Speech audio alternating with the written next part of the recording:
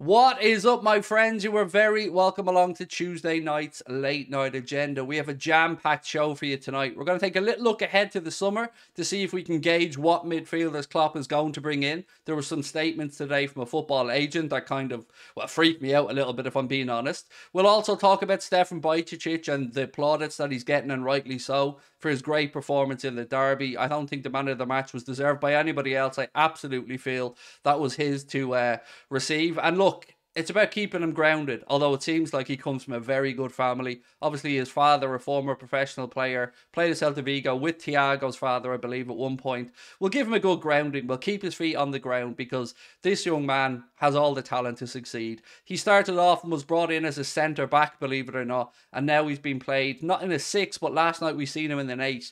It just seems like the kid can do everything. So very excited. We'll take a little look at him. We'll see what the pundits and the media are saying about him.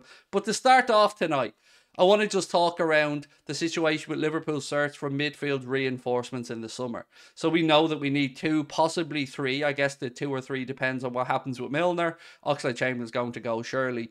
And then obviously we know that we've got Stefan Bajcetic now, who has forced his way in to being in our thinking full stop. I think he's probably saved the club 40 or 50 million quid, and that's not an understatement. What would it take to bring in a midfielder that can play in as many positions as he can, and at 18 years of age that can look as assured as he can? Well, I'll tell you, it's £220,000. That's what it takes, not 40 or 50 million. Incredible bit of scouting by the football club. Incredible bit of business to get it over the line. We had to battle with Manchester United and Real Madrid, I believe, to get Stefan in. We did it just before the rules changed as well. Because of Brexit, the football rules changed with who Liverpool or other Premier League clubs could bring in. Now the rule is you can't bring in players from Europe until they're 18. We got Stefan at 16, and we did it just in time as well. And how grateful are we that it's happened. But today I want to start off with talking about the summer and who Jurgen Klopp is likely to bring in. So we all know Bellingham's the target, right? We all know he's numero uno. We believe Matheus Nunes of Wolves is another player Liverpool are looking at, and there's a few more. But I want to just draw your attention to some comments today from football agent Hayden Dodge, and he was speaking about Mason Mount. And what his words have said kind of put the shits up me a little bit, folks. I won't lie. He said, I know Liverpool like him with regards to Mason Mount, and I believe he'll be perfect for Klopp and his system. You'd also assume that Mount will be cheaper alternative to Jude Bellingham, so they may well be keeping very close tabs on that situation. Now, he would be a cheaper alternative to Jude Bellingham. He'd also be a very, very, very inferior player to Jude Bellingham. So I don't know if this agent is just trying to put 2 and 2 together here to come up with 4, but I don't mind the idea of Mason Mount. Like, I'm not for or against it. It's kind of meh. But the idea of Mason Mount being a Jude Bellingham alternative, I just think is pie in the sky stuff, and I would very much disagree with Mr. Dodge on that one. I think Jude Bellingham is a standout on his own, superstar midfielder, English through and through, of course, as well as Mason Mount, but he's 19 years of age.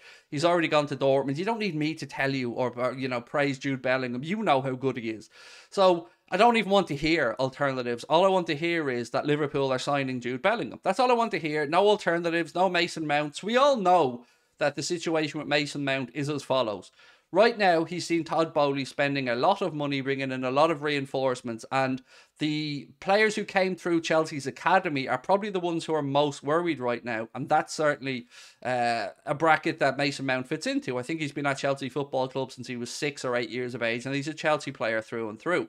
So why are they the most worried, you're probably going to ask? Well, the answer is as follows. We know FFP are going to be breathing down Chelsea's neck for the 600 million that they spent, but the best way for a Chelsea to potentially start getting around that is to moving on players, and players that are going to be just pure profit. And that's what any academy product is, pure profit. If we were to buy Mason Mount from Chelsea, or anybody else bought Mason Mount from Chelsea, every single penny of that would be profit for the club and would greatly help them out with FFP. So you've probably seen journalists speaking about this very thing, that a lot of Chelsea's academy products are starting to look over the shoulder and get a bit nervous because they know they're probably the easiest route for Chelsea to start balancing their books.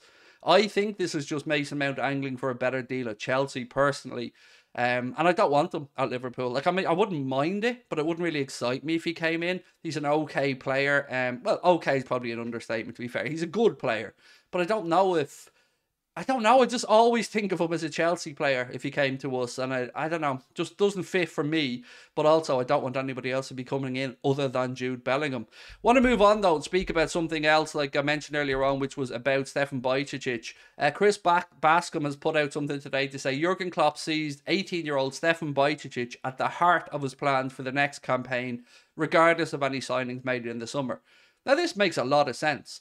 Kind of for the same reasons I just spoke about a minute ago. He's saving us an absolute fortune, and credit to Klopp for feeling like Stefan was ready, but massive credit to Stefan for stepping up and taking the opportunities and not looking one bit phased.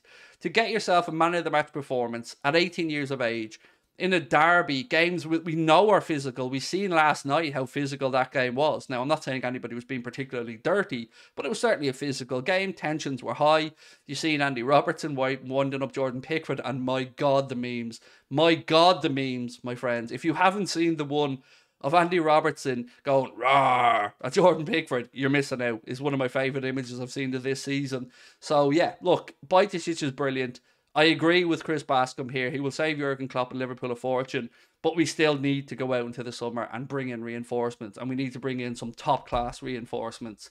Jamie Carragher has been speaking about Cody Gakpo, and firstly, let us just congratulate Cody Gakpo on getting his first goal for Liverpool last night. Great team goal, great build-up. Really interesting, though, because if you watch it back, the Everton defender has a chance to clear it, but he also knows that if he does try to play it, he could also slice it into his own net. So it was very interesting to see that he allowed the ball to come through, and then Gakpo probably couldn't believe his luck. He's not going to score many easier goals than that. But it was a great build-up, great ball across from Trent. So not only do we get Cody Gakpo's first goal, we also got to see Trent get another assist, which kind of breaks a bit of a duck for him. So, yeah, good on that one. But with regards to his future, and I've said this to you guys here on the stream, so I'm glad to see now that others are starting to feel the same way. Jamie Carragher speaking about Gakpo, and he said, I just think actually watching Gakpo, it feels like his profile is more similar to Firmino than other wide players who have blistering pace to run in behind. And that's exactly what Jurgen Klopp said. One of the reasons he signed Gakpo was to help us press from the front, defend from the front, and take a bit of pressure off the midfield and our defence. And that's what I've seen in his games so far for Liverpool.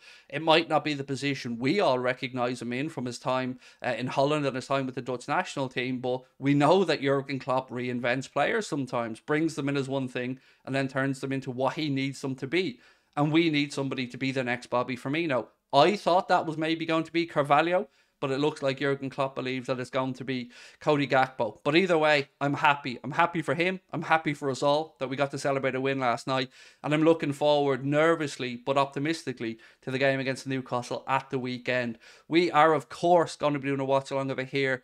Well, it won't be here, actually. It'll be on our Twitch channel. You can join us for that by just looking in the description of this video and you'll find the link. Myself and Mr. Paddy Murphy are going to be doing that watch-along together.